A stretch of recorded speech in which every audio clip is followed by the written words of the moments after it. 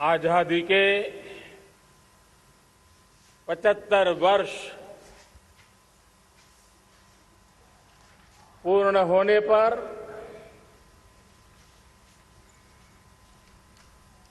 देशवासियों को अनेक अनेक शुभकामनाएं। बहुत बहुत बधाई। न सिर्फ हिंदुस्तान का हर कोना, लेकिन दुनिया के हर कोने में आज किसी न किसी रूप में भारतीयों के द्वारा या भारत के प्रति अपार प्रेम रखने वालों के द्वारा विश्व के हर कोने में यह हमारा तिरंगा आन बान शान के साथ लहरा रहा है। मैं विश्व भर में फैले हुए भारत प्रेमियों को, भारतीयों को आजादी के इस अमृत महोत्सव की बहुत बहुत बधाई देता हूं। आज का ये दिवस ऐतिहासिक दिवस है। एक पुण्य पड़ाव, एक नई राह, एक नए संकल्प और नए सामर्थ्य के साथ कदम बढ़ाने का ये शुभ अवसर है।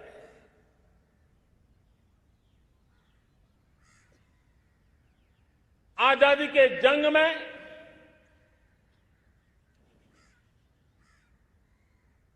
गुलामी का पूरा कालखंड संघर्ष में बीता है।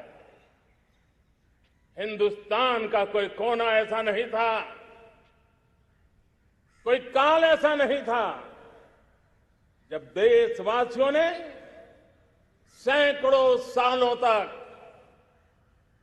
गुलामी के खिलाफ जंग न किया हो, जीवन न खपाया हो,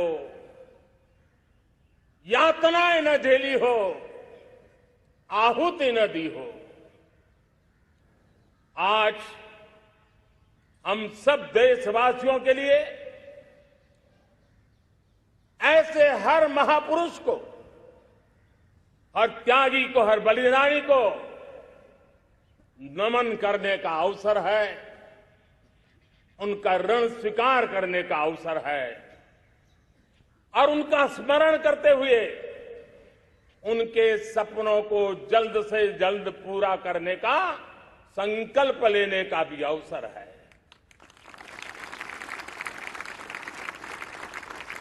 हम सभी देशवासी कृतज्ञ हैं पूज्य बापू के, नेताजी सुभाष चंद्र बोस के, बाबा साहब आंबेडकर के, वीर सावरकर के, जिन्होंने कर्तव्य पथ पर जीवन को खपा दिया। कर्तव्य पथ ही उनका जीवन पथ रहा। यह देश कृतज्ञ है मंगल पांडे, तात्या टोपे, भगत सिंह, सुखदेव, राजगुरु, चंद्रशेखर आजाद, अशफाक उल्लाह खान, राम प्रसाद बिस्मिल, अनगिनत ऐसे हमारे क्रांतिवीरों ने अंग्रेजों की हुकूमत की नींव हिला दी थी।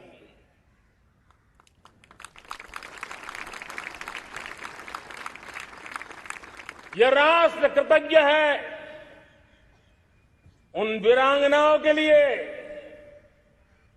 रानी लक्ष्मीबाई हो, झलकारी बाई, दुर्गा भाभी, रानी गाइदिन्ल्यो, रानी चेन्नम्मा, बेगम हजरत महल, वेलु नाचियार। भारत की नारी शक्ति क्या होती है, भारत की नारी शक्ति का संकल्प क्या होता है, भारत की नारी त्याग और बलिदान की क्या पराकाष्ठा कर सकती है, वैसी अनगिनत वीरांगनाओं का स्मरण करते हुए हर हिंदुस्तानी गर्व से भर जाता है।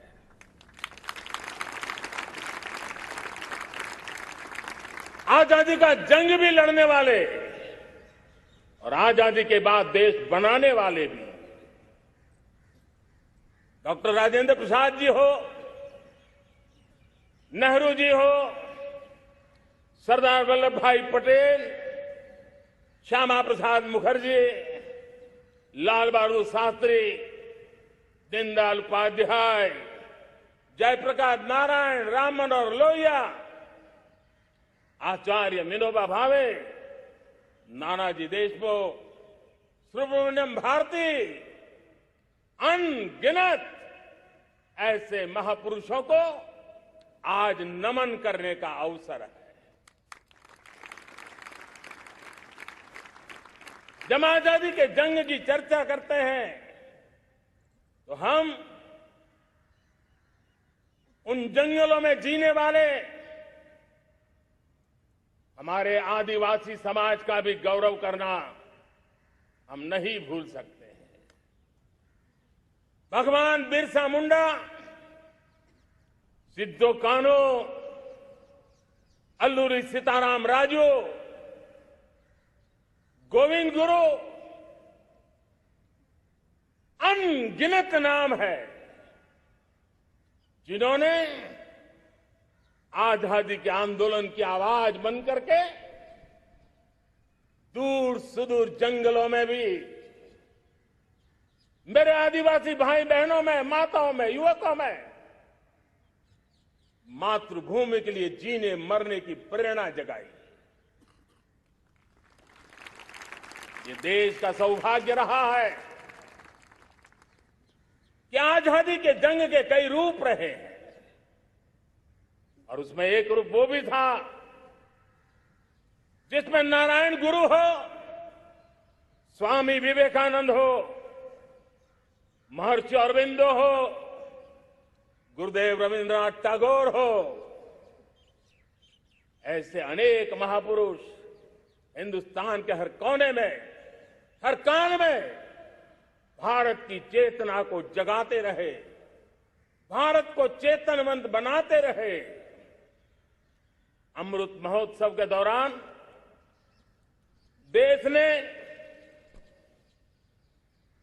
पूरे एक साल से हम देख रहे हैं, 2021 में दांडी यात्रा से प्रारंभ हुआ, स्मृति दिवस को संवारते हुए हिंदुस्तान के हर जिले में, हर कोने में देशवासियों ने आजादी के अमृत महोत्सव के लक्षावधि कार्यक्रम किए।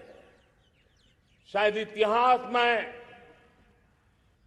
इतना विशाल, व्यापक, लंबा एक ही मकसद का उत्सव मनाया गया हो, वो शायद ये पहली घटना हुई होगी। और हिंदुस्तान के हर कोने में उन सभी महापुरुषों को याद करने का प्रयास किया गया जिनको किसी न किसी कारणवश इतिहास में जगह न मिली या उनको भुला दिया गया था। आज देश ने खोज खोज करके हर कोने में ऐसे वीरों को, महापुरुषों को, त्यागियों को, बलिदानियों को, सत्याग्रहियों को याद किया, नमन किया। अमृत महोत्सव के दरमियान इन सभी महापुरुषों को नमन करने का अवसर रहा। कल 14 अगस्त को भारत ने विभाजन विभीषिका स्मृति दिवस भी बड़े भारी मन से हृदय के गहरे गांवों को याद करते हुए उन कोटि कोटि जनों ने बहुत कुछ सहन किया था। तिरंगे की शान के लिए सहन किया था। मातृभूमि की मिट्टी से मोहब्बत के कारण सहन किया था और धैर्य नहीं खोया था। भारत के प्रति प्रेम ने नई जिंदगी की शुरुआत करने का उनका संकल्प नमन करने योग्य, प्रेरणा पाने योग्य है। आज जब हम आजादी का अमृत महोत्सव मना रहे हैं तो पिछले 75 साल में देश के लिए जीने मरने वाले, देश की सुरक्षा करने वाले, देश के संकल्पों को पूरा करने वाले, चाहे सेना के जवान हो, पुलिस के कर्मी हो, शासन में बैठे हुए ब्यूरोक्रेट्स हो, जनप्रतिनिधि हो, स्थानीय स्वराज की संस्थाओं के शासक प्रशासक रहे हो, राज्यों के शासक प्रशासक रहे हो, केंद्र के शासक प्रशासक रहे हो, 75 साल में इन सबके योगदान को भी आज स्मरण करने का अवसर है और देश के कोटि कोटि नागरिकों को भी, जिन्होंने 75 साल अनेक प्रकार की कठिनाइयों के बीच भी देश को आगे बढ़ाने के लिए अपने से जो हो सका वो करने का प्रयास किया है। मेरे प्यारे देशवासियों, 75 साल की हमारी ये यात्रा अनेक उतार चढ़ाव से भरी हुई है। सुख दुख की छाया मंडराती रही है और इसके बीच भी हमारे देशवासियों ने उपलब्धियां की है, पुरुषार्थ किया है, हार नहीं मानी है, संकल्पों को ओझल नहीं होने दिया है। और इसलिए, और ये भी सच्चाई है कि सैकड़ों सालों के गुलामी के कालखंड ने भारत के मन को, भारत के मानवीय की भावनाओं को गहरे घाव किए थे, गहरी चोटें पहुंचाई थी। लेकिन उसके भीतर एक जिद्द भी थी, एक जिजीविषा भी थी, एक जुनून भी था, एक जोम भी था।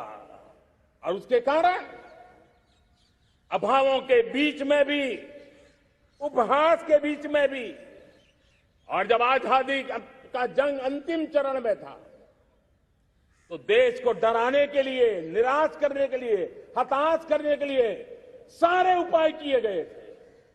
अगर आजादी आई, अंग्रेज चले जाएंगे तो देश टूट जाएगा, बिखर जाएंगे, लोग अंदर अंदर लड़ करके मर जाएंगे, कुछ नहीं बचेगा, अंधकार युग में भारत चला जाएगा। न जाने क्या क्या आशंकाएं व्यक्त की गई थी, लेकिन उनको पता नहीं था ये हिंदुस्तान की मिट्टी है। इस मिट्टी में वो सामर्थ्य है जो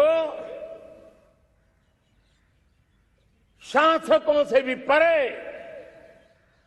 सामर्थ्य का एक अंतर प्रभार लेकर के जीता रहा है, सदियों तक जीता रहा है। और उसी का परिणाम है, हमने क्या कुछ नहीं झेला।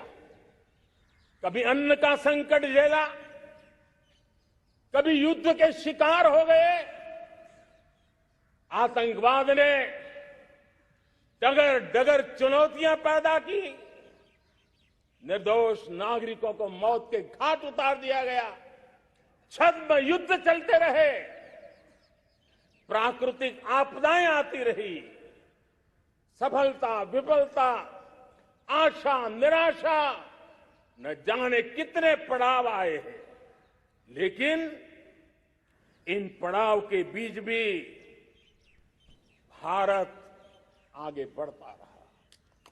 भारत की विविधता जो औरों को भारत के लिए बोझ लगती थी, वो भारत की विविधता ही भारत की एक अनमोल शक्ति है, शक्ति का एक अटूट प्रवाह है। और दुनिया को पता नहीं था कि भारत के पास एक इनहेरेंट सामर्थ्य है, एक संस्कार सरिता है, एक मन मस्तिष्क का विचारों का बंधन है, और वो है भारत लोकतंत्र की जननी है, मदर ऑफ डेमोक्रेसी है। और जिनके जहन में लोकतंत्र होता है, वे जब संकल्प करके चल पड़ते हैं, वो सामर्थ्य दुनिया की बड़ी बड़ी सल्तनतों के लिए भी संकट का काल लेकर के आती है। ये मदर ऑफ डेमोक्रेसी, ये लोकतंत्र की जननी हमारे भारत ने सिद्ध कर दिया कि हमारे पास ये एक अनमोल सामर्थ्य है। मेरे प्यारे देशवासियों, 75 साल की यात्रा में आशाएं, अपेक्षाएं, उतार चढ़ाव सब कुछ के बीच में हर एक के प्रयास से हम जहां तक पहुंच पाए थे, पहुंचे थे। और 2014 में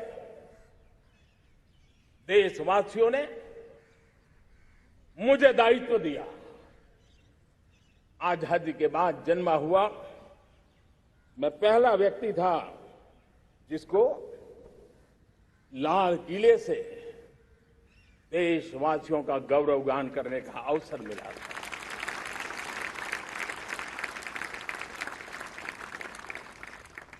लेकिन मेरे दिल में जो भी आप लोगों से सीखा हूं, जितना आप लोगों को जान पाया हूं मेरे देशवासियों, आपके सुख दुख को समझ पाया हूं, देश की आशा अपेक्षाओं के भीतर वो कौन सी आत्मा बसती है, उसको जितना मैं समझ पाया हूं, उसको लेकर के मैंने अपना पूरा कालखंड देश के उन लोगों को एम्पावर करने में खपाया। मेरे दलित हो, शोषित हो, पीड़ित हो, वंचित हो, आदिवासी हो, महिला हो, युवा हो, किसान हो, दिव्यांग हो, पूरब हो, पश्चिम हो, उत्तर हो, दक्षिण हो, समुद्र का तट हो, हिमालय की कंदराएं हो, हर कोने में महात्मा गांधी का जो सपना था आखिर इंसान की चिंता करने का, महात्मा गांधी जी जो आकांक्षा थी अंतिम छोर पर बैठे हुए व्यक्ति को समर्थ बनाने की, मैंने अपने आप को उसके लिए समर्पित किया। और उन 8 साल का नतीजा और आजादी के इतने दशकों का अनुभव आज 75 साल के बाद जब अमृत काल की ओर कदम रख रहे हैं, अमृत काल की ये पहली प्रभात है, तब मैं एक ऐसे सामर्थ्य को देख रहा हूं और जिससे मैं गर्व से भर जाता हूं। देशवासियों, मैं आज देश का सबसे बड़ा सौभाग्य देख रहा हूं कि भारत का जनमन आकांक्षी जनमन है, एस्पिरेशनल सोसाइटी किसी भी देश की बहुत बड़ी अमानत होती है। और हमें गर्व है कि आज हिंदुस्तान के हर कोने में, हर समाज के हर वर्ग में, हर तबके में आकांक्षाएं उफान पर है।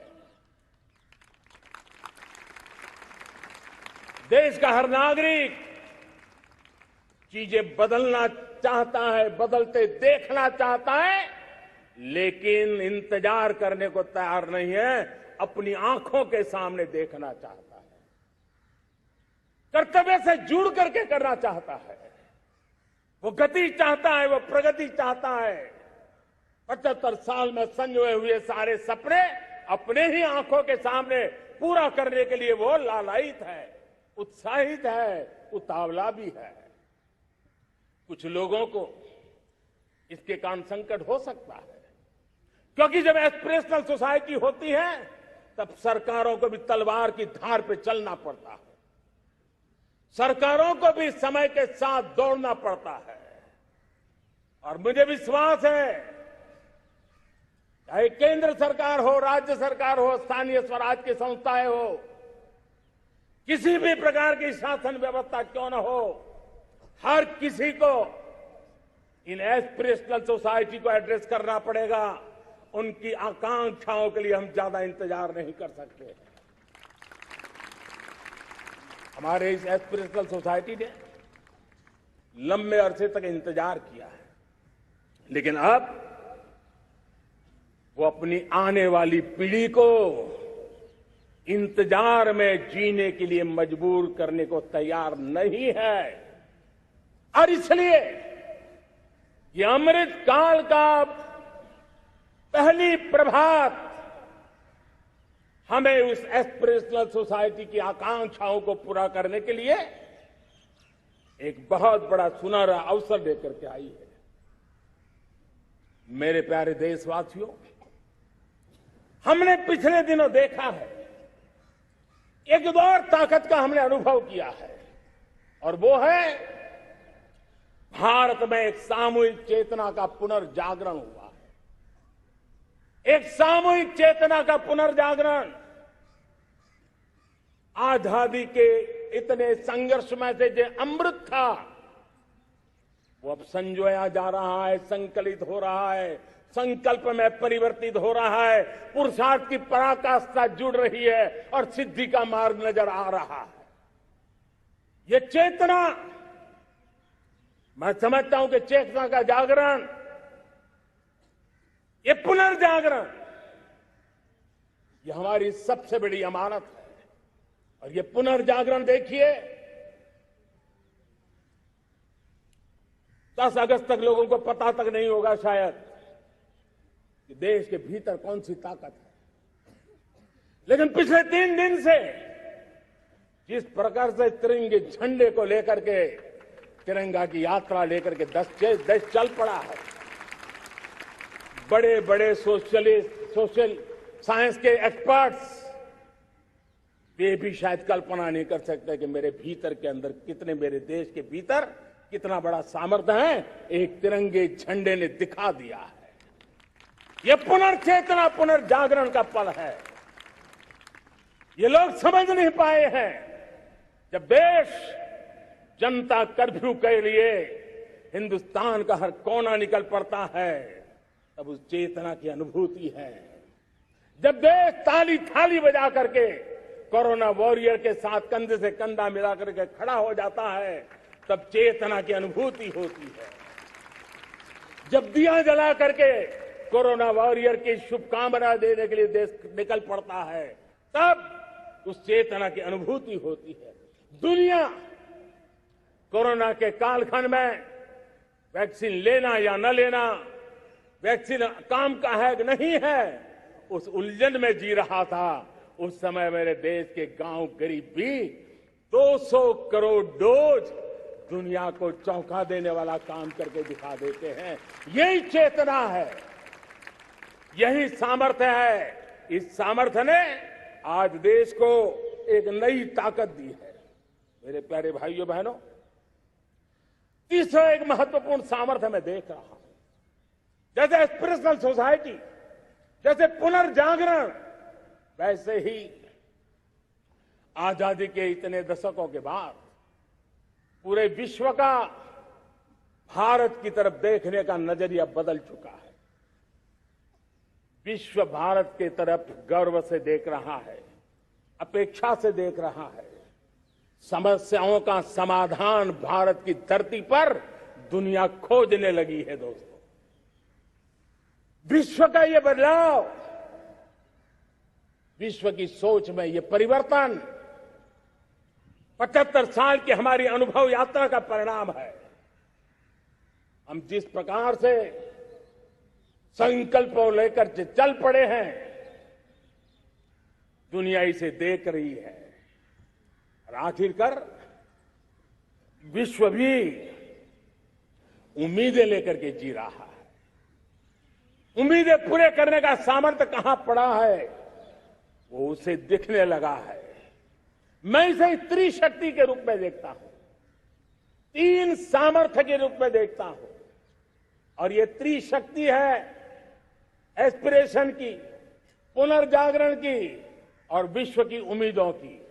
और इसे पूरा करने के लिए हम जानते हैं दोस्तों, आज दुनिया में एक विश्वास जगने में मेरे देशवासियों की बहुत बड़ी भूमिका है। 130 करोड़ देशवासियों ने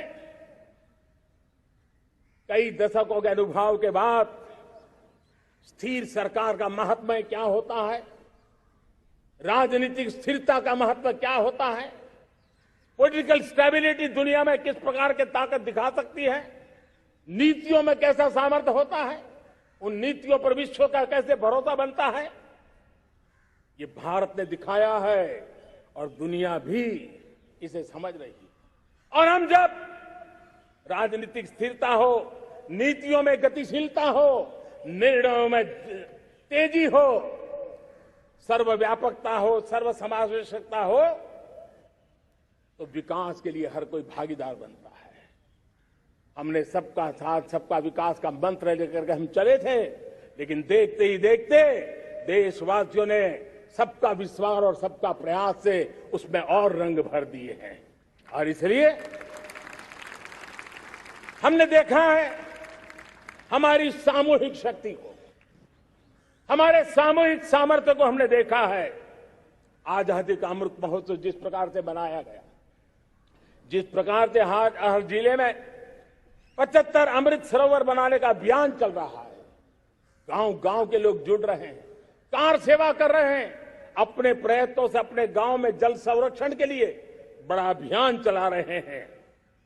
और इसलिए भाइयों बहनों, चाहे स्वच्छता का अभियान हो, चाहे गरीबों के कल्याण का काम हो, देश आज पूरी शक्ति से आगे बढ़ रहा है।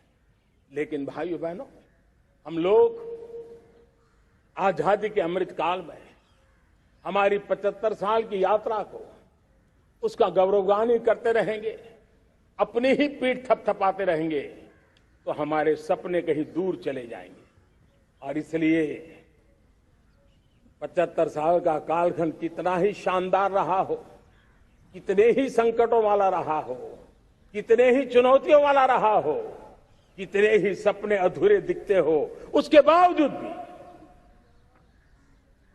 आज जब हम अमृत काल में प्रवेश कर रहे हैं, अगले 25 वर्ष हमारे देश के लिए अत्यंत महत्वपूर्ण है।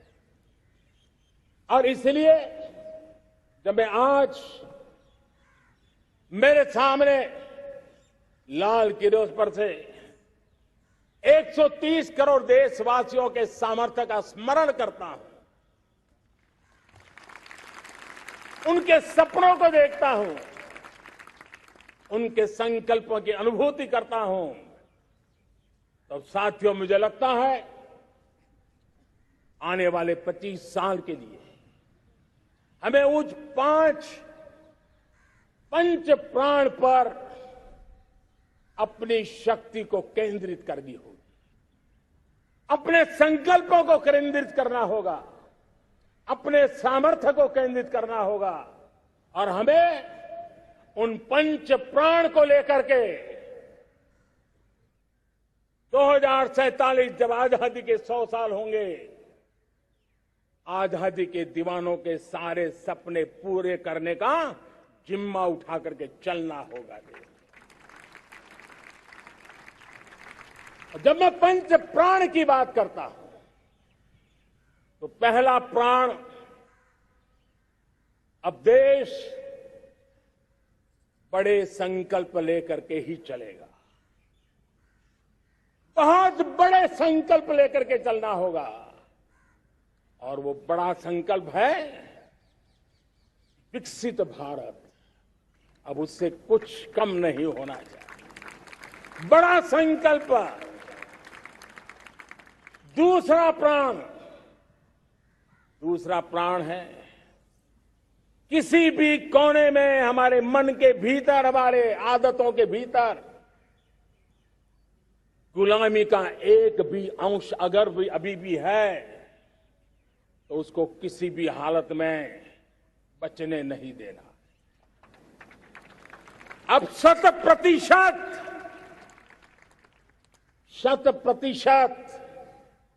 सैकड़ों साल की गुलामी ने जहां हमें जकड़ कर रखा है, हमारे मनोभाव को बांध करके रखा हुआ है, हमारी सोच में विकृतियां पैदा करके रखी है, हमें गुलामी की छोटी सी छोटी चीज भी कहीं नजर आती है, हमारे भीतर नजर आती है, हमारे आसपास नजर आती है, हमें उससे मुक्ति पानी ही होगी। ये हमारा दूसरी प्राण शक्ति है। तीसरी प्राण शक्ति, हमें हमारी विरासत पर गर्व होना चाहिए। हमारी विरासत के प्रति, क्योंकि यही विरासत है जिसने कभी भारत को स्वर्णिम काल दिया था, और यही विरासत है जो समय को अनुकूल परिवर्तन करने की आदत रखती है। यही विरासत है जो काल बाह्य छोड़ती रही है, नित्य नूतन स्वीकारती रही है। और इसलिए इस विरासत के प्रति हमें गर्व होना चाहिए। चौथा प्राण, वो भी उतना ही महत्वपूर्ण है, और वो है एकता और एकजुटता। 130 करोड़ देशवासियों में एकता, न कोई अपना न कोई पराया। एकता की ताकत एक भारत श्रेष्ठ भारत के सपनों के लिए हमारा चौथा प्राण है। और पांचवा प्राण है नागरिकों का कर्तव्य। नागरिकों का कर्तव्य जिसमें प्रधानमंत्री भी बाहर नहीं होता है, मुख्यमंत्री भी बाहर नहीं होता है, वो भी नागरिक है। नागरिकों का कर्तव्य, ये हमारे आने वाली 25 साल के सपनों को पूरा करने के लिए एक बहुत बड़ी प्राण शक्ति है। मेरे प्यारे देशवासियों, जब सपने बड़े होते हैं,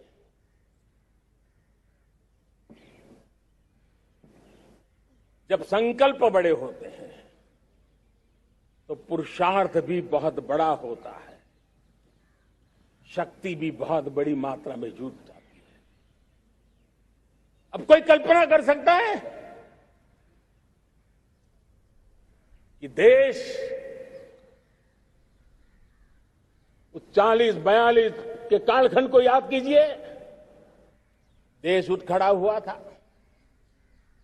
किसी ने हाथ में झाड़ू लिया था, किसी ने तकली ली थी, किसी ने रेंटिया लिया था, किसी ने सत्याग्रह का मार्ग चुना था, किसी ने संघर्ष का मान चुना था, किसी ने क्रांति की वीरता का रास्ता चुना था। लेकिन संकल्प बड़ा था, आजादी। और ताकत देखिए, बड़ा संकल्प था तो आजादी लेके रहे, हम आजाद हो गए। अगर संकल्प छोटा होता, सीमित होता, तो शायद आज भी संघर्ष करने के दिन चालू रहते। लेकिन संकल्प बड़ा था तो हमने हासिल भी किया। मेरे प्यारे देशवासियों, अब आज जब अमृत काल की पहली प्रभात है,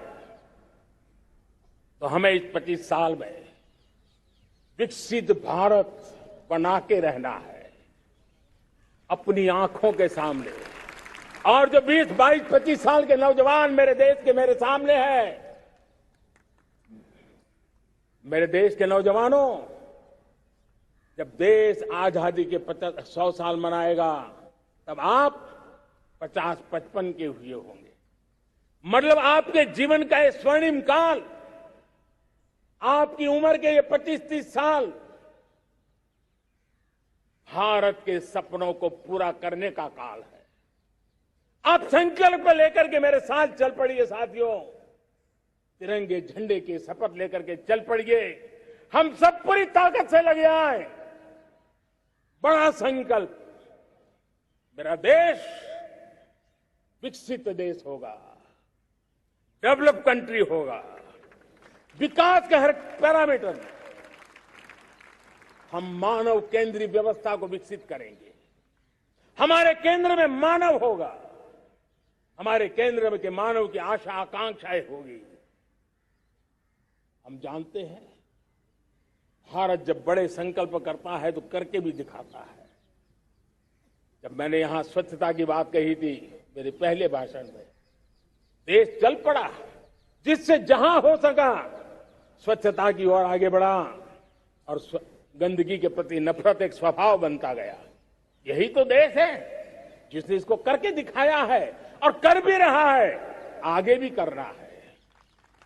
यही तो देश है जिसने वैक्सीनेशन, दुनिया दुविधा में थी, 200 करोड़ का लक्ष्य पार कर लिया, समय सीमा में कर लिया, पुराने सारे रिकॉर्ड तोड़ के कर लिया।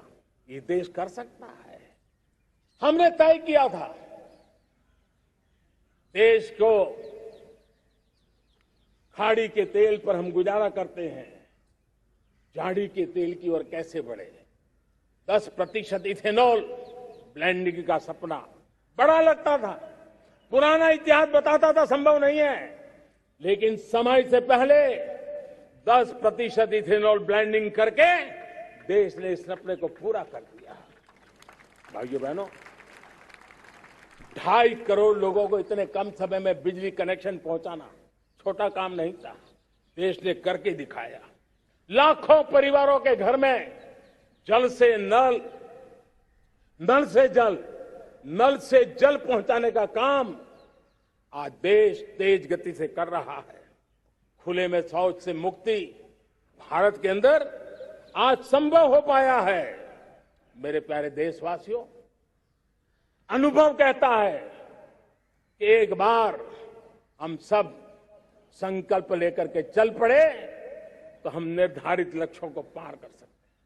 रिन्यूएबल एनर्जी का लक्ष्य हो, देश में नए मेडिकल कॉलेज बनाने का इरादा हो, डॉक्टरों की तैयारी करवानी हो, हर क्षेत्र में पहले से गति बहुत बड़ी है। और इसलिए मैं कहता हूं, अब आने वाले 25 साल बड़े संकल्प के हो। यही हमारा प्राण, वही हमारा प्रण भी होना चाहिए। दूसरी बात मैंने कही है, उस प्राण शक्ति की मैंने चर्चा की है कि गुलामी की मानसिकता। देश की सोचिए भाइयों, कब तक दुनिया हमें सर्टिफिकेट बांटती रहेगी? कब तक दुनिया के सर्टिफिकेट पर हम गुजारा करेंगे? क्या हम अपने मानक नहीं बनाएंगे? क्या 130 करोड़ का देश अपने मानकों को पार करने के लिए पुरुषार्थ नहीं कर सकता है? हमें किसी भी हालत में औरों के जैसा दिखने की कोशिश करने की जरूरत नहीं है। हम जैसे हैं वैसे, लेकिन सामर्थ्य के साथ खड़े होंगे, ये हमारा मिजाज होना चाहिए। हमें गुलामी से मुक्ति चाहिए। हमारे मन के भीतर दूर दूर 7 समंदर के नीचे भी गुलामी का तत्व नहीं बच रहना चाहिए। और मैं आशा देखता हूं, जिस प्रकार से नई राष्ट्रीय शिक्षा नीति बनी है, जिस मंथन के साथ बनी है, कोटि कोटि लोगों के विचार प्रवाह को संकलित करते हुए बनी है, और भारत की धरती की जमीन से जुड़ी हुई शिक्षा नीति बनी है। रसखस हमारी धरती के मिले हैं। हमने जो कौशल्य पर बल दिया है, ये एक ऐसा सामर्थ्य है जो हमें गुलामी से मुक्ति की ताकत देगा। हमने देखा है कभी कभी तो हमारी टैलेंट भाषा के बंधनों में बन जाती है। यह गुलामी की मानसिकता का परिणाम है। हमें हमारे देश की हर भाषा पे गर्व होना चाहिए। वो हमें भाषा आती हो या ना आती हो, लेकिन मेरे देश की भाषा है, मेरे पूर्वजों ने दुनिया को दी हुई ये भेंट सौगात है, हमें गर्व होना चाहिए। मेरे साथियों, आज डिजिटल इंडिया का रूप हम देख रहे हैं, स्टार्टअप देख रहे हैं। कौन लोग हैं? ये वो टैलेंट है जो टियर 2, टियर 3 सिटी में किसी गांव गरीब के परिवार में बसे हुए लोग हैं। ये हमारे नौजवान है जो आज नई नई खोज के साथ दुनिया के सामने आ रहे हैं। गुलामी की मानसिकता हमें उसे तिलांजलि देनी पड़ेगी, अपने सामर्थ्य पर भरोसा करना होगा। दूसरी एक बात जो मैंने कही, तीसरी मेरी प्राण शक्ति की बात है, वो है हमारी विरासत पर हमें गर्व होना चाहिए। जब हम अपनी धरती से जुड़ेंगे, जब हम अपनी धरती से जुड़ेंगे, तभी तो ऊंचा उड़ेंगे।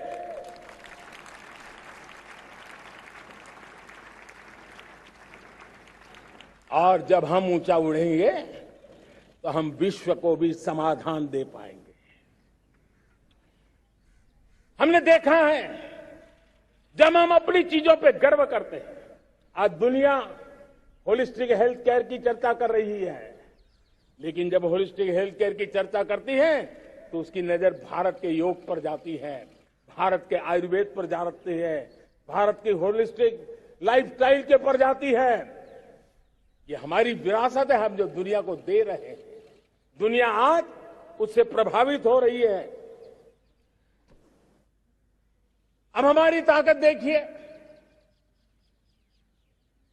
हम वो लोग हैं जो प्रकृति के साथ जीना जानते हैं, प्रकृति को प्रेम करना जानते हैं।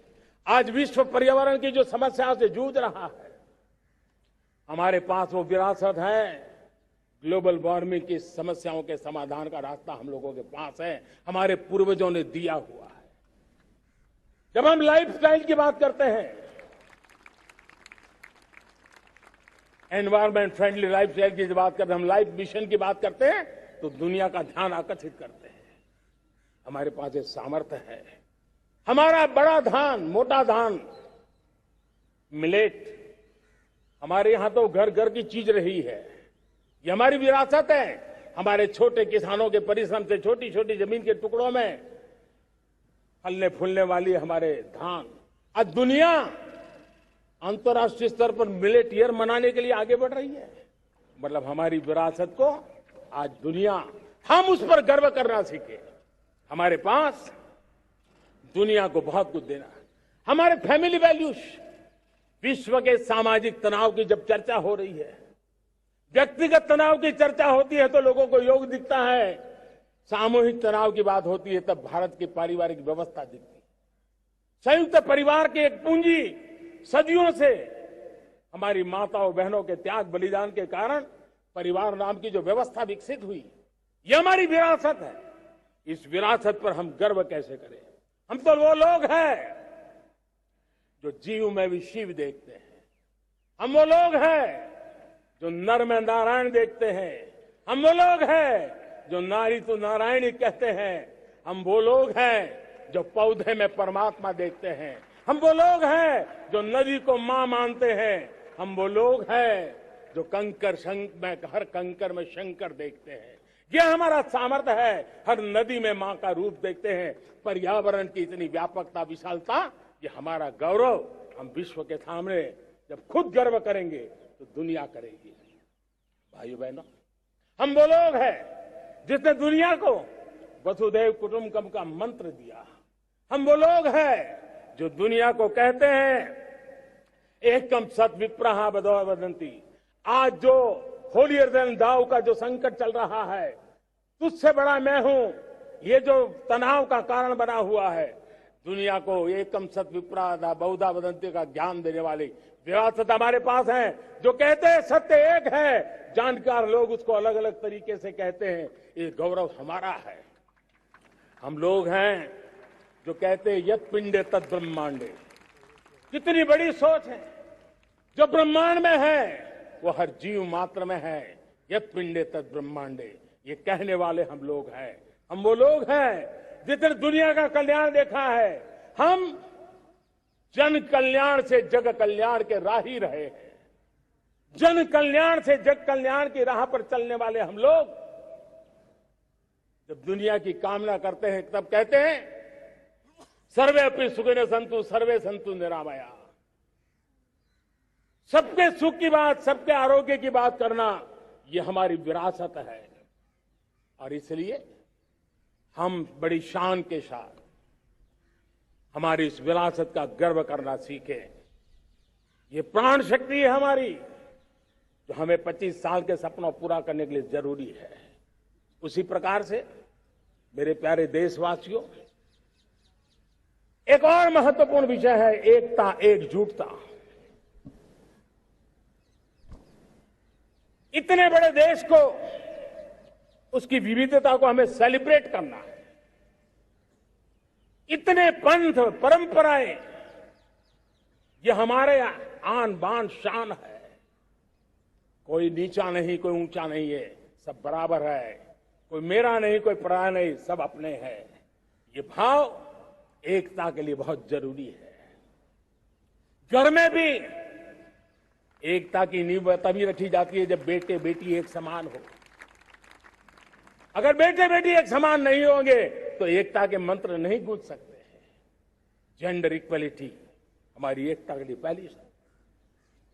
जब हम एकता की बात करते हैं, अगर हमारे एक ही पैरामीटर हो, एक ही मानदंड हो, जिस मानदंड को हम कहें इंडिया फर्स्ट, मैं जो कुछ भी कर रहा हूं, जो भी सोच रहा हूं, जो बोल रहा हूं, इंडिया फर्स्ट के अनुकूल है, एकता का रास्ता खुल जाएगा। दोस्त, हमें एकता से बांधने का वो मंत्र है, हमें इसको पकड़ना है।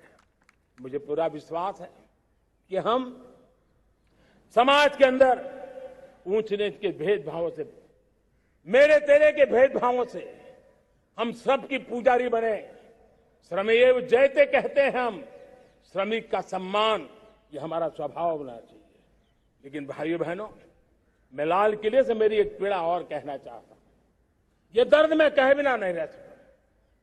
मैं जानता हूं कि शायद लाल किले का विषय नहीं हो सकता है, लेकिन मेरे भीतर का दर्द मैं कहां कहूंगा। देशवासियों के सामने नहीं कहूंगा तो कहां कहूंगा। और वो है, किसी न किसी कारण से हमारे अंदर एक ऐसी विकृति आई है, हमारी बोलचाल में, हमारे व्यवहार में, हमारे कुछ शब्दों में, हम नारी का अपमान करते हैं।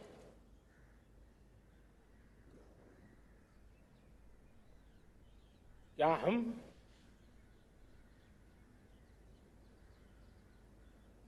स्वभाव से, संस्कार से, रोजमर्रा की जिंदगी में नारी को अपमानित करने वाली हर बात से मुक्ति का संकल्प ले सकते हैं?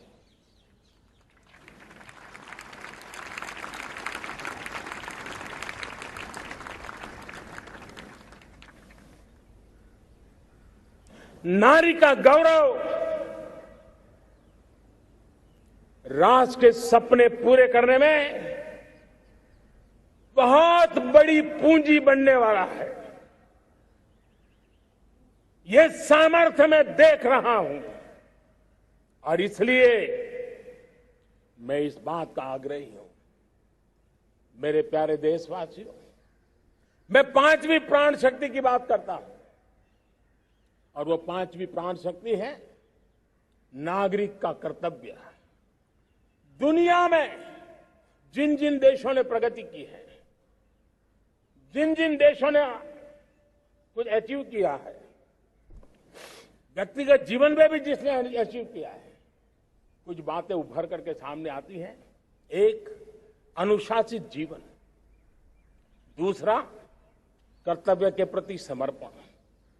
व्यक्ति की जीवन की सफलता हो, समाज की हो, परिवार की हो, राष्ट्र की हो, ये मूलभूत मार्ग है, ये मूलभूत प्राण शक्ति है।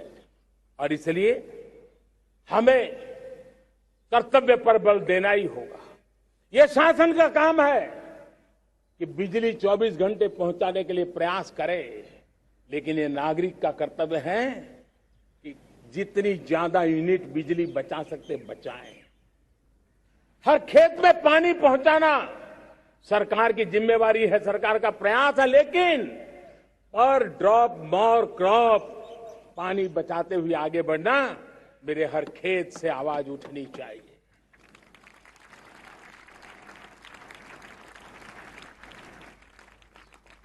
केमिकल मुक्त खेती, ऑर्गेनिक फार्मिंग, प्राकृतिक खेती, ये हमारा कर्तव्य है।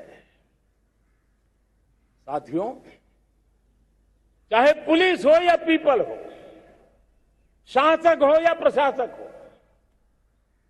ये नागरिक कर्तव्य से कोई अछूता नहीं हो सकता है। हर कोई अगर नागरिक के कर्तव्यों को निभाएगा तो मुझे विश्वास है कि हम इच्छित लक्ष्य को प्राप्त करने में समय से पहले सिद्धि प्राप्त कर सकते हैं। मेरे प्यारे देशवासियों, आज महर्षि अरविंदो की जन्म जयंती भी है। मैं उस महापुरुष के चरणों में नमन करता हूं, लेकिन हमें उस महापुरुष को याद करना होगा जिन्होंने कहा था, स्वदेशी से स्वराज, स्वराज से सुराज। ये उनका मंत्र है। हम सबको सोचना होगा कि हम कब तक दुनिया के और लोगों पर निर्भर रहेंगे। क्या हमारे देश का अन्न की आवश्यकता हो, हम आउटसोर्स कर सकते हैं क्या? जब देश ने तय कर लिया कि हमारा पेट हम खुद भरेंगे, देश ने करके दिखाया कि नहीं दिखाया? एक बार संकल्प लेते हैं तो होता है दोस्त। और इसलिए आत्मनिर्भर भारत, ये हर नागरिक का, हर सरकार का, समाज के हर इकाई का ये दायित्व बन जाता है। ये आत्मनिर्भर भारत, ये सरकारी एजेंडा, सरकारी कार्यक्रम नहीं है। ये समाज का जन आंदोलन है जिसे हमें आगे बढ़ाना है। मेरे साथियों, आज जब ये बात हमने सुनी, आजादी के 75 साल के बाद जिस आवाज को सुनने के लिए हमारे कान तरस रहे थे, 75 साल के बाद वो आवाज सुनाई दी है। 75 साल के बाद लाल किले पर से तिरंगे को सलामी देने का काम पहली बार मेड इन इंडिया तोप ने किया है। कौन हिंदुस्तानी होगा जिसको ये बात, एक आवाज उसे नई प्रेरणा, ताकत नहीं दी? और इसलिए मेरे प्यारे भाई बहनों, मैं आज मेरे देश के सेना के जवानों का हृदय से अभिनंदन करना चाहता हूं। मेरी आत्मनिर्भर की बात को संगठित स्वरूप में, साहस के स्वरूप में मेरी सेना के जवानों ने, सेना नायकों ने जिस जिम्मेवारी के साथ कंधे पे उठाया है, मैं उनको जितनी सैल्यूट करूं उतनी कम है दोस्तों। उनको आज मैं सलाम करता हूं,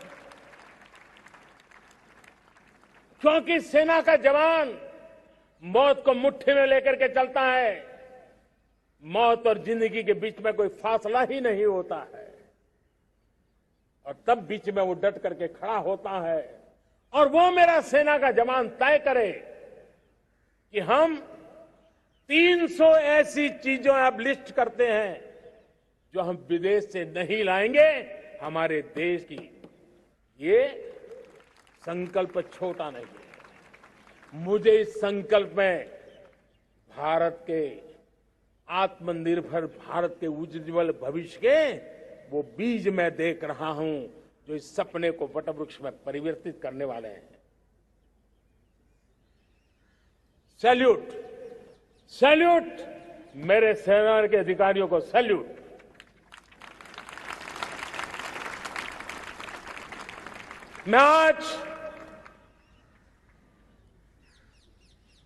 मैं मेरे छोटे छोटे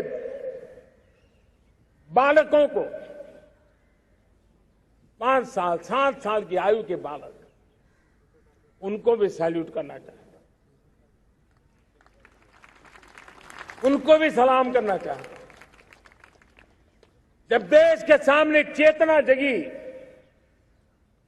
मैंने सैकड़ों परिवारों से सुना है 5-5, 7 साल के बच्चे घर में कह रहे हैं कि अब हम विदेशी खिलौने से नहीं खेलते। 5 साल का बच्चा घर में विदेशी खिलौने से नहीं खेलेंगे, ये जब संकल्प करता है ना, तब आत्मनिर्भर भारत उसकी रगों में दौड़ता है। आप देखिए, पीएलआई स्कीम 1 लाख करोड़ रुपया दुनिया के लोग हिंदुस्तान में अपना नसीब आजमाने आ रहे हैं, टेक्नोलॉजी लेकर के आ रहे हैं, रोजगार के नए अवसर बना रहे हैं। भारत मैन्युफैक्चरिंग हब बनता जा रहा है, आत्मनिर्भर भारत की बुनियाद बना रहा है। आज इलेक्ट्रॉनिक गुड्स मैन्युफैक्चरिंग हो, मोबाइल फोन का मैन्युफैक्चरिंग हो, आज देश बहुत तेजी से प्रगति कर रहा है। जब हमारा ब्रह्मोस दुनिया में जाता है, कौन हिंदुस्तानी होगा जिसका मन आसमान को न छूता होगा। दोस्तों, आज हमारी मेट्रो कोचेज, हमारी वंदे भारत ट्रेन विश्व के लिए आकर्षण बन रहा है। मेरे प्यारे देशवासियों, हमें आत्मनिर्भर बनना है हमारे एनर्जी सेक्टर में। हम कब तक एनर्जी के सेक्टर में किसी और पर डिपेंडेंट रहेंगे? और हमें सोलार का क्षेत्र हो, विंड एनर्जी का क्षेत्र हो, रिन्यूएबल के और भी जो रास्ते हो, मिशन हाइड्रोजन हो, बायोफ्यूल की कोशिश हो, इलेक्ट्रिक व्हीकल पर जाने की बात हो, हमें आत्मनिर्भर बन करके इन व्यवस्थाओं को आगे बढ़ाना होगा। मेरे प्यारे देशवासियों, आज प्राकृतिक खेती भी आत्मनिर्भर का एक मार्ग है। फर्टिलाइजर से जितनी ज्यादा मुक्ति, आज देश में नैनो फर्टिलाइजर के कारखाने की नई आशा लेकर के आए हैं। लेकिन प्राकृतिक खेती, केमिकल फ्री खेती आत्मनिर्भर को ताकत दे सकती है। आज देश में रोजगार के क्षेत्र में ग्रीन जॉब के नए नए क्षेत्र बहुत तेजी से खुल रहे हैं। भारत ने नीतियों के द्वारा स्पेस को खोल दिया है। ड्रोन की बहुत दुनिया में सबसे प्रगतिशील पॉलिसी लेकर के आए हैं। हमने देश के नौजवानों के लिए नए द्वार खोल दिए हैं। मेरे प्यारे भाइयों बहनों, मैं प्राइवेट सेक्टर को भी आह्वान करता हूं, आइए हमें विश्व में छा जाना है। आत्मनिर्भर भारत का ये भी सपना है कि दुनिया को भी जो आवश्यकताएं हैं उसको पूरा करने में भारत पीछे नहीं जाएगा। हमारे लघु उद्योग हो, सूक्ष्म उद्योग हो, कुटीर उद्योग हो, जीरो डिफेक्ट जीरो इफेक्ट हमें उस करके हमें दुनिया में जाना होगा। हमें स्वदेशी पर गर्व करना होगा। मेरे प्यारे देशवासियों, हम बार बार लाल बहादुर शास्त्री जी को याद करते हैं। जय जवान जय किसान का उनका मंत्र आज भी देश के लिए प्रेरणा है।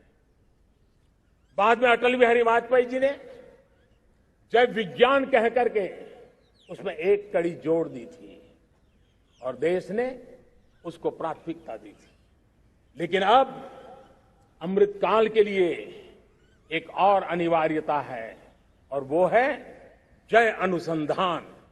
जय जवान जय किसान जय विज्ञान जय अनुसंधान, इनोवेशन। और मुझे मेरे देश की युवा पीढ़ी में भरोसा है। इनोवेशन की ताकत देखिए। आज हमारा यूपीआई, भीम, हमारा डिजिटल पेमेंट, फिनटेक की दुनिया में हमारा स्थान। आज विश्व में रियल टाइम 40% अगर डिजिटल फाइनेंशियल का ट्रांजैक्शन होता है तो मेरे देश में हो रहा है। हिंदुस्तान ने ये करके दिखाया है। मेरे प्यारे देशवासियों, अब हम 5G के दौर की ओर कदम रख रहे हैं। बहुत दूर इंतजार नहीं करना होगा, हम कदम मिलाने वाले हैं। हम ऑप्टिकल फाइबर गांव-गांव में पहुंचा रहे हैं। डिजिटल इंडिया का सपना गांव से गुजरेगा, ये मुझे पूरी जानकारी है। आज मुझे खुशी है, हिंदुस्तान के 4 लाख कॉमन सर्विस सेंटर्स गांवों में विकसित हो रहे हैं। गांव के नौजवान बेटे बेटियां कॉमन सर्विस सेंटर चला रही हैं। देश गर्व कर सकता है कि गांव के क्षेत्र में 4 लाख डिजिटल एंटरप्रेन्योर का तैयार होना और सारी सेवाएं लोग, गांव के लोग उनके यहां लेने के लिए आदी बन जाए, ये अपने आप में टेक्नोलॉजी हब बनने की भारत की जो ताकत है। मेरे प्यारे देशवासियों, ये जो डिजिटल इंडिया का मूवमेंट है, जो सेमीकंडक्टर की ओर हम कदम मार रहे हैं, 5G की ओर कदम मार रहे हैं, ऑप्टिकल फाइबर का नेटवर्क बिछा रहे हैं, ये सिर्फ आधुनिकता की पहचान ऐसा नहीं है। 3 बड़ी ताकतें इसके अंदर समाहित है। शिक्षा में आमूलचूल क्रांति, ये डिजिटल माध्यम से आने वाली है। स्वास्थ्य सेवाओं में आमूलचूल क्रांति डिजिटल से आने वाली है। कृषि जीवन में भी बहुत बड़ा बदलाव डिजिटल से आने वाला है। एक नया विश्व तैयार हो रहा है। भारत उसे आगे बढ़ाने के लिए, और मैं साफ देख रहा हूं दोस्तों, ये डेकेड मानव जात के लिए टेकेड का समय है, टेक्नोलॉजी का डेकेड है। भारत के लिए तो ये टेकेड जिसका मन टेक्नोलॉजी से जुड़ा हुआ है, आईटी की दुनिया में भारत ने अपना एक लोहा बनवा लिया है, तो ये टेकेड का सामर्थ्य भारत के प्यास है। हमारा अटल इनोवेशन मिशन, हमारे इंक्यूबेशन सेंटर, हमारे स्टार्टअप एक नया पूरा क्षेत्र का विकास कर रहे हैं। युवा पीढ़ी के लिए नए अवसर लेकर के आ रहे हैं। स्पेस मिशन की बात हो, हमारा डीप ओशन मिशन की बात हो, समुद्र की गहराई में जाना हो या हमें आसमान को छूना हो, ये नए क्षेत्र हैं जिसको लेकर के हम आगे बढ़ रहे हैं। मेरे प्यारे देशवासियों, हम इस बात को न भूलें, और भारत ने सदियों से देखा हुआ है, जैसे देश में कुछ नमूना रूप कामों की जरूरत होती है, कुछ बड़ी बड़ी ऊंचाइयों की जरूरत होती है, लेकिन साथ साथ धरातल पर मजबूती बहुत आवश्यक होती है। भारत की आर्थिक विकास की संभावनाएं धरातल की मजबूती से जुड़ी हुई है, और इसलिए हमारे छोटे किसान, उनका सामर्थ्य, हमारे छोटे उद्यमी, उनका सामर्थ्य, हमारे लघु उद्योग, कुटीर उद्योग, सूक्ष्म उद्योग, रेहड़ी पटरी वाले लोग, घरों में काम करने वाले लोग, ऑटो रिक्शा चलाने वाले लोग, बस सेवाएं देने वाले लोग, ये समाज का जो सबसे बड़ा तबका है, इसका सामर्थ्यवान होना भारत के सामर्थ्य की गारंटी है। और इसलिए हमारे आर्थिक विकास की ये जो मूलभूत जमीनी ताकत है, उस ताकत को सर्वाधिक बल देने की दिशा में हमारा प्रयास चल रहा है। मेरे प्यारे देशवासियों, हमारे पास 75 साल का अनुभव है। हमने 75 साल में कई सारी सिद्धियां भी प्राप्त की हैं। हमने 75 साल के अनुभव में नए सपने भी संजोए हैं, नए संकल्प भी लिए हैं। लेकिन अमृतकाल के लिए हमारे मानव संसाधन का ऑप्टिमम आउटकम कैसे हो, हमारी प्राकृतिक संपदा का ऑप्टिमम आउटकम कैसे हो, इस लक्ष्य को लेकर के हमें चलना है। और तब मैं पिछले कुछ सालों से अनुभव से कहना चाहता हूं, आपने देखा होगा आज अदालत के अंदर देखिए, हमारी वकील के क्षेत्र में काम करने वाले हमारी नारी शक्ति किस ताकत के साथ नजर आ रही है। आप ग्रामीण क्षेत्र में जनप्रतिनिधि के रूप में देखिए, हमारी नारी शक्ति किस मिजाज से, समर्पित भाव से अपनी गांवों की समस्याओं को सुलझाने में लगी हुई है। आज ज्ञान का क्षेत्र देख लीजिए, विज्ञान का क्षेत्र देख लीजिए, हमारे देश की नारी शक्ति सिरमौर नजर आ रही है। आज हम पुलिस में देखें, हमारी नारी शक्ति लोगों की सुरक्षा की जिम्मेवारी उठा रही है।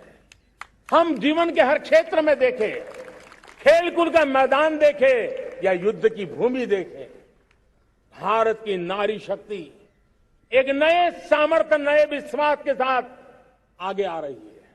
मैं इसको भारत की 75 साल की जो यात्रा में जो योगदान है, उसमें अब कई गुना योगदान आने वाले 25 साल में मैं मेरी नारी शक्ति का देख रहा हूं, मेरी माताओं, बहनों का, मेरी बेटियों का देख रहा हूं। और इसलिए ये सारे हिसाब किताब से ऊपर है, सारे आपके पैरामीटर से अतिरिक्त है। हम इस पर जितना ध्यान देंगे, हम जितने ज्यादा अवसर हमारी बेटियों को देंगे, जितनी सुविधाएं हमारी बेटियों के लिए केंद्रित करेंगे, आप देखना वो हमें बहुत कुछ लौटा करके देगी। वो देश को इस ऊंचाई पर ले जाएगी। इस अमृत काल में जो सपने पूरे करने में जो मेहनत लगने वाली है, अगर हमारी नारी शक्ति की मेहनत जुड़ जाएगी, व्यापक रूप से जुड़ जाएगी, तो हमारी मेहनत कम होगी, हमारा समय सीमा भी कम हो जाएगी, हमारे सपने और तेजस्वी होंगे, और ओजस्वी होंगे, और दैदीप्यमान होंगे।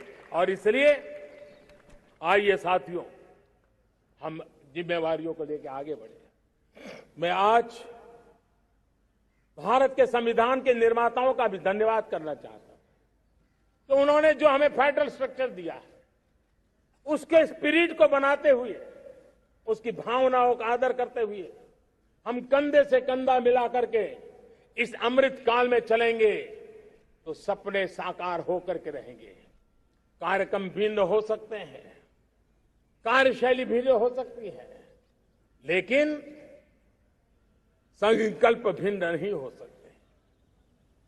राष्ट्र के लिए सपने भिन्न नहीं हो सकते।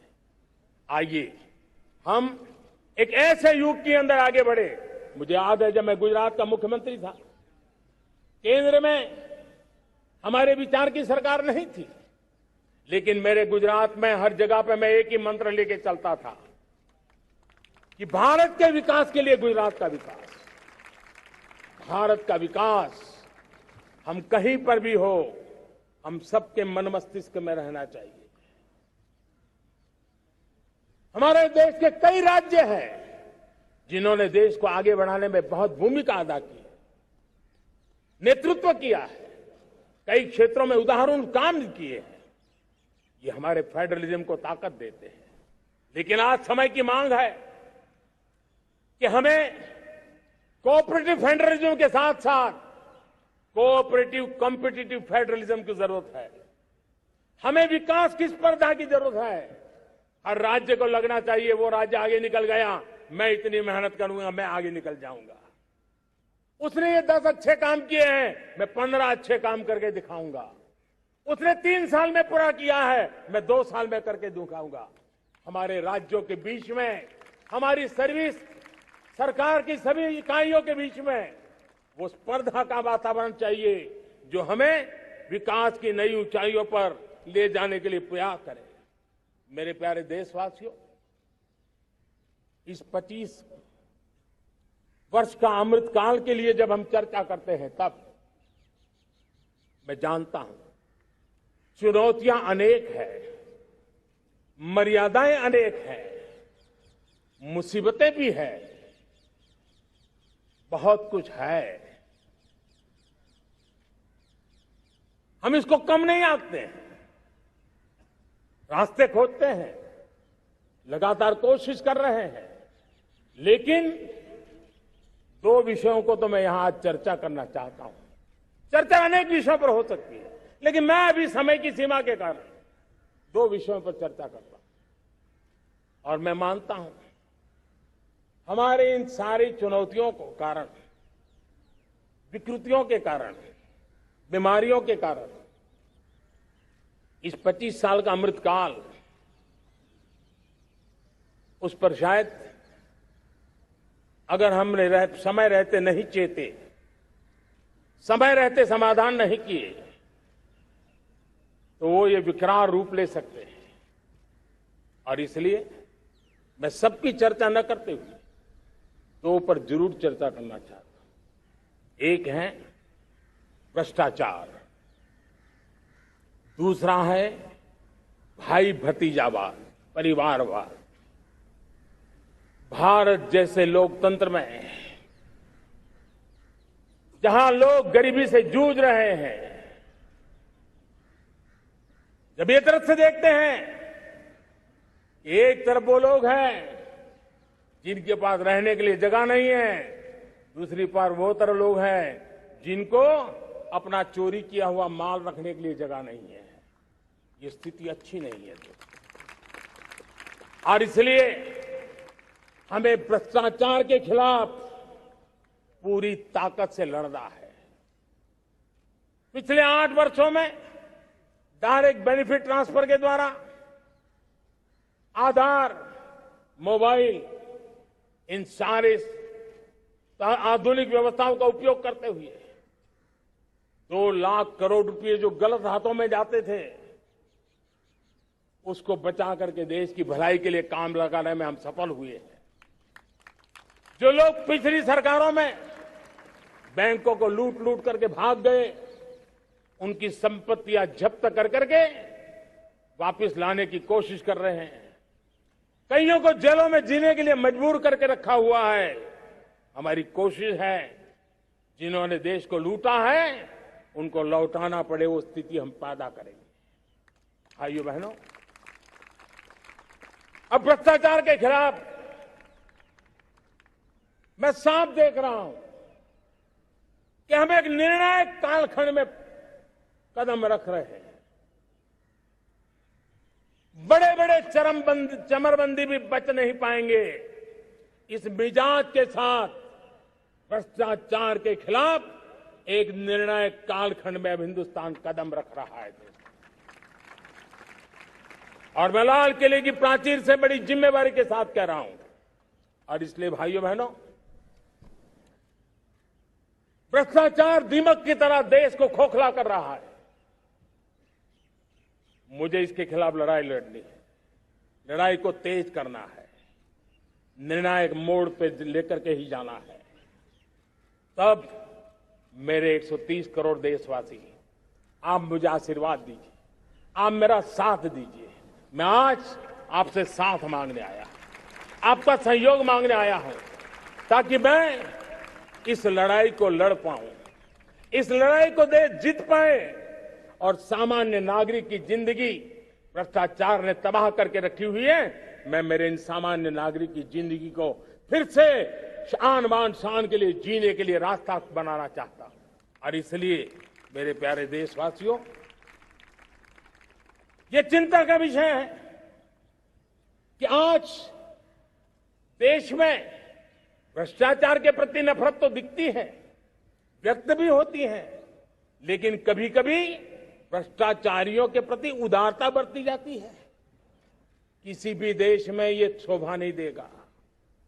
और कई लोग तो इतनी बेशर्मी तक चले जाते हैं कि कोर्ट में सजा हो चुकी हो, भ्रष्टाचारी सिद्ध हो चुका हो, जेल जाना तय हो चुका हो, जेल गुजार रहे हो, उसके बावजूद भी उनका महिमा मंडन करने में लगे रहते हैं, उनकी शान शौकत में लगे रहते हैं, उनकी प्रतिष्ठा बनाने में लगे रहते हैं। अगर जब तक समाज में गंदगी के प्रति नफरत नहीं होती है, स्वच्छता की चेतना जगती नहीं है। जब तक भ्रष्टाचार और भ्रष्टाचारी के प्रति नफरत का भाव पैदा नहीं होता है, सामाजिक रूप से उसको नीचा देखने के लिए मजबूर नहीं करते, तब तक एक मानसिकता खत्म होने वाली नहीं है। और इसलिए भ्रष्टाचार के प्रति भी और भ्रष्टाचारियों के प्रति भी हमें बहुत जागरूक होने की जरूरत है। दूसरी एक चर्चा मैं करना चाहता हूं, भाई भतीजावाद। और जब मैं भाई भतीजावाद, परिवारवाद की बात करता हूं तो लोगों को लगता है मैं सिर्फ राजनीतिक क्षेत्र की बात करता हूं। जी नहीं, दुर्भाग्य से राजनीतिक क्षेत्र की उस बुराई ने हिंदुस्तान की हर संस्थाओं में परिवारवाद को पोषित कर दिया है। परिवारवाद हमारी अनेक संस्थाओं को अपने में लपेटे हुए है और उसके कारण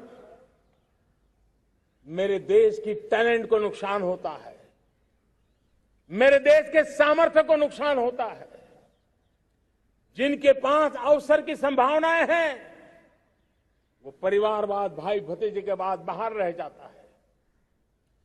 भ्रष्टाचार का भी कारण ये भी एक बन जाता है, ताकि उसका कोई भाई भतीजे के कार्य आसरा नहीं है तो लगता है चलो भाई कहीं से खरीद करके के जगह बना लूं। इस परिवारवाद से, भाई भतीजावाद से हमें हर संस्थाओं में एक नफरत पैदा करनी पड़ी होगी, जागरूकता पैदा करनी होगी, तब हम हमारी संस्थाओं को बचा पाएंगे। संस्थाओं के उज्जवल भविष्य के लिए बहुत आवश्यक है। उसी प्रकार से राजनीति में भी परिवारवाद ने देश के सामर्थ्य को सबसे ज्यादा अन्याय किया है।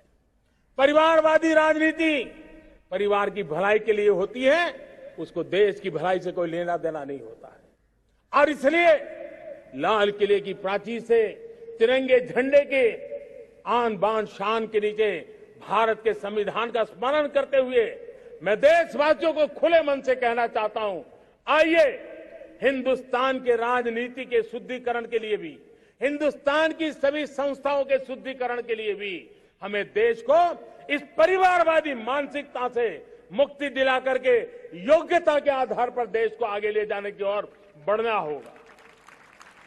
यह अनिवार्यता है,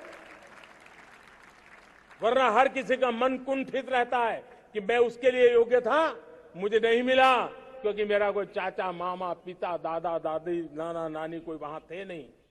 ये मनस्थिति किसी भी देश के लिए अच्छी नहीं। मेरे देश के नौजवानों, मैं आपके उज्जवल भविष्य के लिए, आपके सपनों के लिए, मैं भाई भतीजावाद के खिलाफ लड़ाई में आपका साथ चाहता हूं। परिवारवादी राजनीति के खिलाफ लड़ाई में मैं आपका साथ चाहता हूं। ये संवैधानिक जिम्मेवारी मानता हूं मैं, ये लोकतंत्र की जिम्मेवारी मानता हूं मैं, ये लाल किले के प्राचीर से कही गई बात की ताकत में मानता हूं और इसलिए मैं आज आपका अवसर चाहता हूं। हमने देखा पिछले दिनों खेलों में, ऐसा तो नहीं है कि देश के पास पहले प्रतिभाएं नहीं रही होंगी, ऐसा तो नहीं है कि खेलकूद की दुनिया में हिंदुस्तान के नौजवान, हमारे बेटे बेटियां कुछ कर नहीं सकते, लेकिन सिलेक्शन भाई भतीजेवाद की चैनल से गुजरते थे और उसके कारण वो खेल के मैदान तक, उस देश तक तो पहुंच जाते थे। जीत हार से उन्हें लेना देना नहीं था, लेकिन जब ट्रांसपेरेंसी आई, योग्यता के आधार पर खिलाड़ियों का चयन होने लगा, पूर्ण पारदर्शिता से खेल के मैदान में सामर्थ्य का सम्मान होने लगा, आज देखिए दुनिया में खेल के मैदान में भारत का तिरंगा फहरता है, भारत का राष्ट्रगान गाया जाता है, गर्व होता है और परिवारवाद से मुक्ति होती है, भाई भतीजावाद से मुक्ति होती है, तो ये नतीजे आते हैं। मेरे प्यारे देशवासियों, ये ठीक है, चुनौतियां बहुत हैं। अगर इस देश के सामने करोड़ों संकट है तो करोड़ों समाधान भी है, और मेरा 130 करोड़ देशवासियों पर भरोसा है। 130 करोड़ देशवासी निर्धारित लक्ष्य के साथ, संकल्प के प्रति समर्पण के साथ, जब 130 करोड़ देशवासी एक कदम आगे रखते हैं ना, तो हिंदुस्तान 130 करोड़ कदम आगे बढ़ जाता है। इस सामर्थ्य को लेकर के हमने आगे बढ़ना है। इस अमृत काल में, जब ये अमृत काल की पहली बेला है, पहली प्रभात है, हमें आने वाले 25 साल को एक पल भी भूलना नहीं है। एक एक दिन, समय का प्रत्येक क्षण, जीवन का प्रत्येक कण मातृभूमि के लिए जीना, और तभी आजादी के दीवानों को हमारी सच्ची श्रद्धांजलि होगी। तभी 75 साल तक देश को यहां तक पहुंचाने में जिन जिन लोगों ने योगदान किया, उनका पुण्य स्मरण हमें काम आएगा। मैं देशवासियों से आग्रह करते हुए, नई संभावनाओं को संजोते हुए, नए संकल्पों को पार करते हुए, आगे बढ़ने का विश्वास लेकर के आज अमृत काल का आरंभ करते हैं। आजादी का अमृत महोत्सव अब अमृत काल की दिशा में पलट चुका है, आगे बढ़ चुका है। तब इस अमृत काल में सबका प्रयास अनिवार्य है। सबका प्रयास ही परिणाम लाने वाला है। टीम इंडिया की भावना ही देश को आगे बढ़ने वाली है। 130 करोड़ देशवासियों की ये टीम इंडिया एक टीम के रूप में आगे बढ़ करके सारे सपनों को साकार करेंगी। इसी पूरे विश्वास के साथ मेरे साथ बोलिए, जय हिंद, जय हिंद, जय हिंद। भारत माता की, भारत माता की, भारत माता की।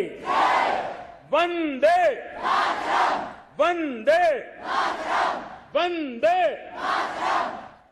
बहुत बहुत धन्यवाद।